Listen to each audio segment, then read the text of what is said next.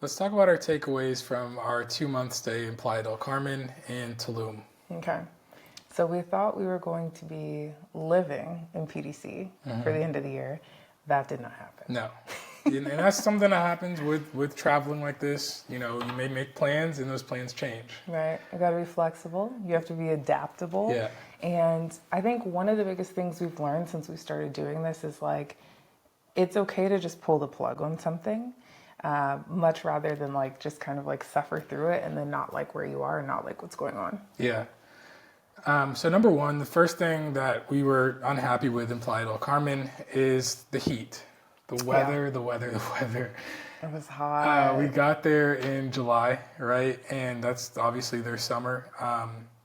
But there was a heat wave on top of that. It was a big old heat wave. So like the heat wave, I mean, it must have been in the 90s every single day that we were there, plus the humidity. So it probably felt like 105. What I wanted to do was to be Yeah. able to like walk around and get out and like explore and all these things. And you know, you walk just down the street, everyone's drenched in sweat, the kids are tired, Zay Yeah. doesn't want to walk, so he wants to be carried. Yeah. It was insufferable. Yeah, so we learned that that climate just does not work for us. As much as we love like a nice beach vacation, Yeah. let's keep it as a vacation. Right.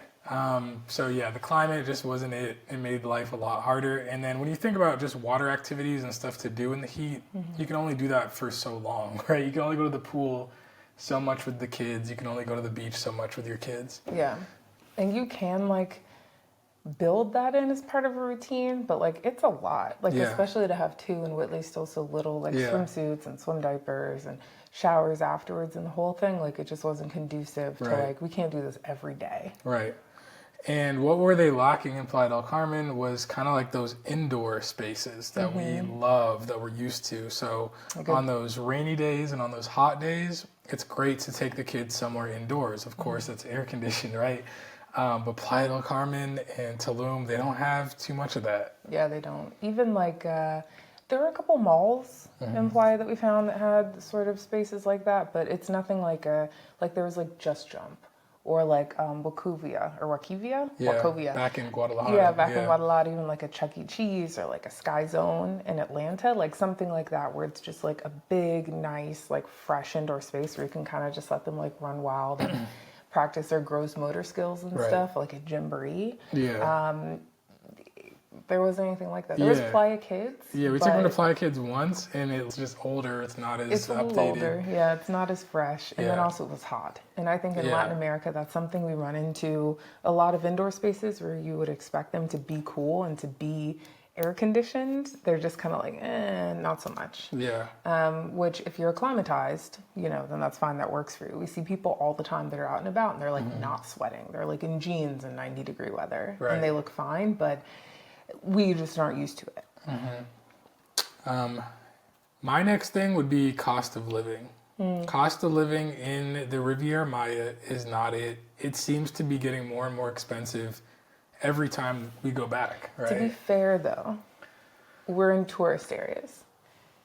So We the are. people that stay like further out in Playa del Carmen, like further out from like Fifth Ave and stuff, like True. they're living more locally, so they have it like cheaper. But I think True. for what we want, for what we need, staying somewhere that's like closer and more walkable and has more like options, it's just we pay tourist tax Yeah. to stay in the area that we want to be in, and that's just not. Big time. Yeah, it's Yeah. not like long term what we want to do. Like I found that when we were going out to dinner and when we were like taking taxis and what else would you say? Like the cost of services, like I just found that they weren't as affordable as we expected. Yeah, we or even ended up as they used to spending- be. Yeah. And then I think too, the tipping culture is basically the same it is in the U.S. Yeah. Which makes sense, right? Because Yeah. they have a big hospitality tourism economy, so like they come to expect that. But it's just kind of like we could be in the U.S. and have AC Exactly. for like what yeah. we're you, paying. You for, could be in for Miami. things. Like I really Yeah. am comparing Tulum to Miami these days. Like those prices in Tulum are outrageous. They are egregious. And it's because, you know, they are attracting a lot more celebrities, a lot more, you know, It's very well-off posh. people. It's very Tulum's posh. very it right now, Yeah. and so you pay that. Yeah. Like if you don't have the It- pockets to be in Tulum, stay out of Tulum because, yeah, you'll spend a lot of money.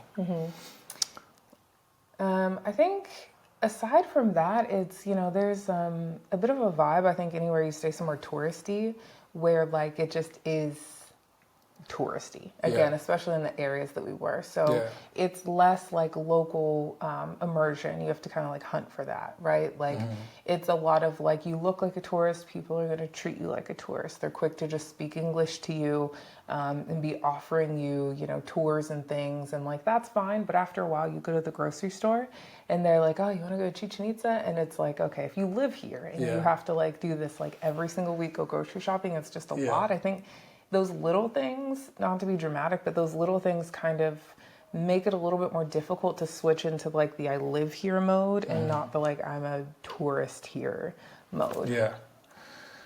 Other thing to mention is schools and I guess like childcare infrastructure for kids. So we did go see one school in Playa. Crunchy granola. It was very, and I will say the philosophy was great. It was a very child-centered, empathetic Yeah. sort of like place where everyone was very much like a family. I think for me though, the biggest thing was kind of just like the building. So again, it was a little older. And then again, you're in the tropics, so it's hard to escape bugs.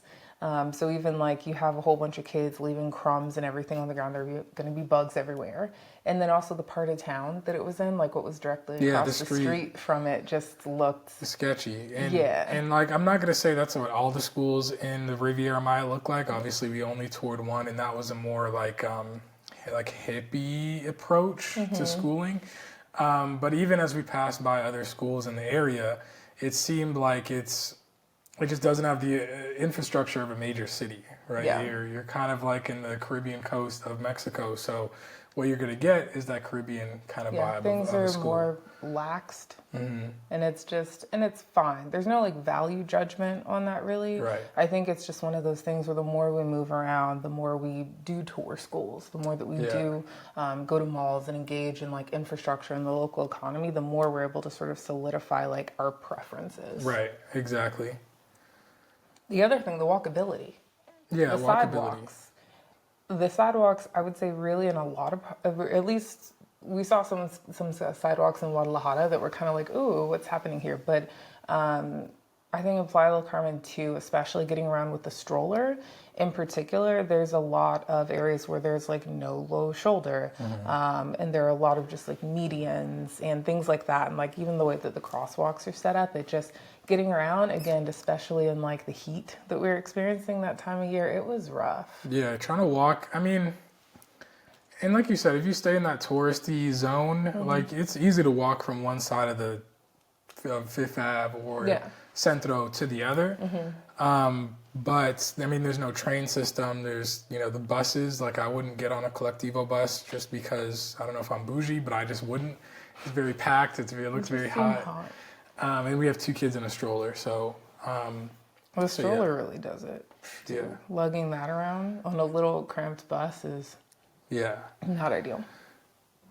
Who do you think Playa del Carmen is for when it comes to expating? Because it works for a lot of people. It does. Really a lot of people love Playa. We have friends in Playa who've been in Playa for years. People love Playa.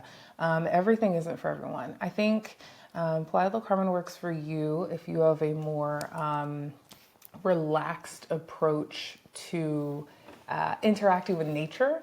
So I'll say if seeing like, some bugs here and there, maybe little sugar ants, in or near your living space isn't going to like drive you nuts. Like Playa is fine. If you like the heat, if you don't mind sweating, Playa is going to be great. And then again, I think too, part of it, what makes it, I think, an easy transition is the fact that there's a lot of English there. Yeah. Because it is like a tourist and like hospitality sort of like centered area. So I think the trade-off with that can be cost of living, especially if you're not just going to live just like a local. But like it's not somewhere where you're going to be dropped, and if you only speak English, you're going to be completely thrown off. Like there's plenty of English speakers, signs in English. They accept US dollars at a lot of places and euros. Like so definitely that. I think if you're looking for something that's like, slow and hot, but you still have a lot of the things that are like going to be familiar to you, again, like English, like coming from the US, it's fine. And I think, again, if you want to be close to nature, then Playa del Carmen is going to be good for you. Yeah. Again, with all the cenotes and things like that aren't too far by, if you want to be able to explore the Yucatan Peninsula, it's a great jumping off point to be able to see other places as well. True. Who do you think Playa del Carmen is a good fit for? I would say, I mean, if you are out there with friends, I think that's great. If you're a family, like if you're a solo traveler, or you're out there just remote working with your friends, like I think you can have a really great time in Playa and in Tulum and do a lot of adventurous stuff. But I think if you have kids, maybe older kids, like if you're a parent with 10-year-olds, 11, 12, 13, 14-year-olds, because they can do all those water activities. Even like in Escadet, yeah. We went there, and because our kids are little, we were kind of like... Yeah, and Escadet it's super impressive. Like, I am blown away with what they've done with Escadet. They even have the hotel that we didn't even get to see. But yeah, if you have older kids that can snorkel, that can learn how to swim, diving, the pools and beach life is endless. It's amazing. Boating, all that kind of fun stuff. But with young kids, like what are our kids going to do in the ocean? Yeah. Our kids are yeah. They're gonna throw sand. They're gonna throw sand. They're gonna throw sand. It's a pain in the butt. Yeah.